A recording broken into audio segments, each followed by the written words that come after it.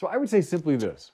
If you've remarked virtues in a young man that would make him an effective priest, assume that the Holy Spirit has given you this insight so that you might share it with that young man. Believe me, the plainest words you speak could be seeds that will bear fruit 30, 60, and 100-fold.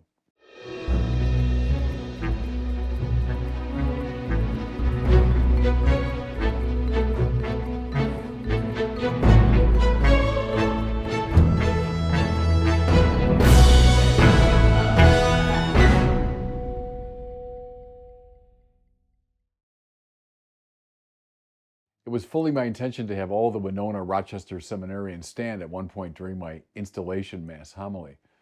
I had told the people that in the words of John Paul II, Ecclesia de Eucharistia, the church comes from the Eucharist.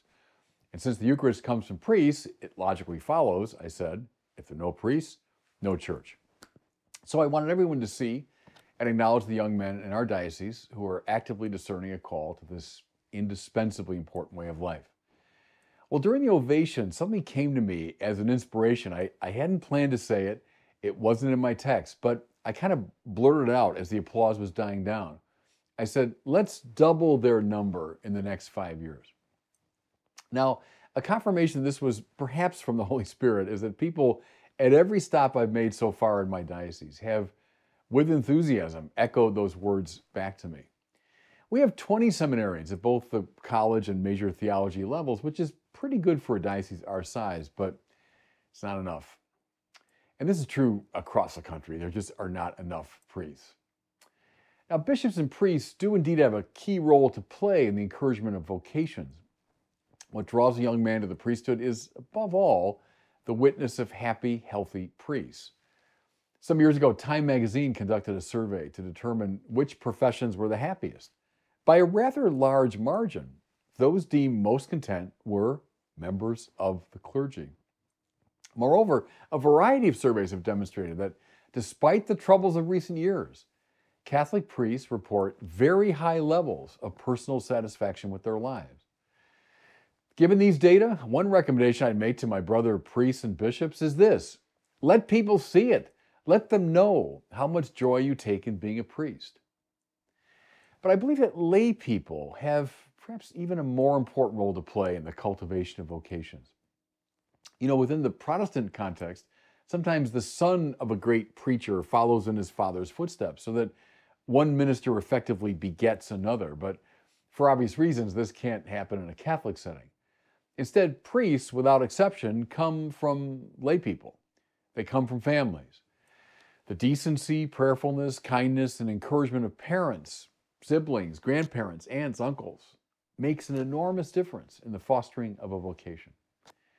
One of the most vivid memories of my childhood is of my father kneeling in intense prayer after communion one Sunday at St. Thomas More Parish in Troy, Michigan.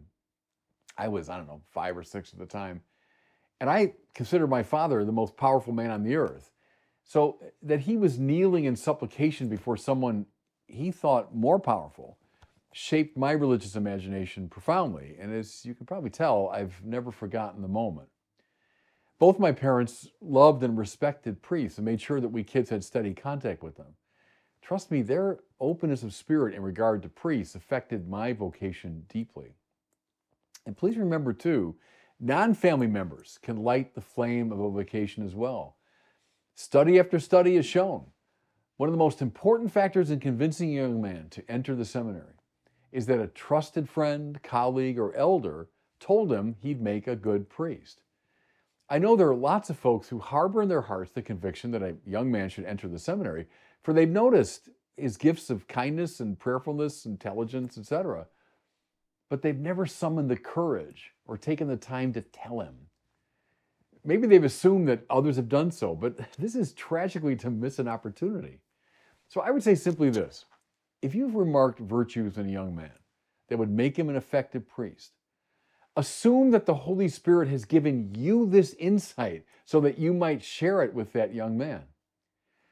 Believe me, the plainest words you speak could be seeds that will bear fruit 30, 60, and 100-fold.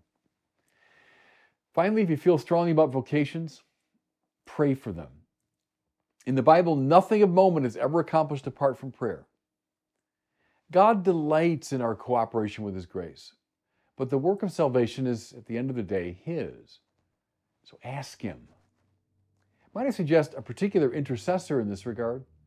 Thérèse of Lisieux, the little flower, said that she entered the convent, I'm quoting now, in order to save souls, and especially to pray for priests. She also said that she would spend her heaven doing good on the earth. Let us therefore petition her intercession as we ask the Lord to double the number of our seminarians all across the country in the coming years.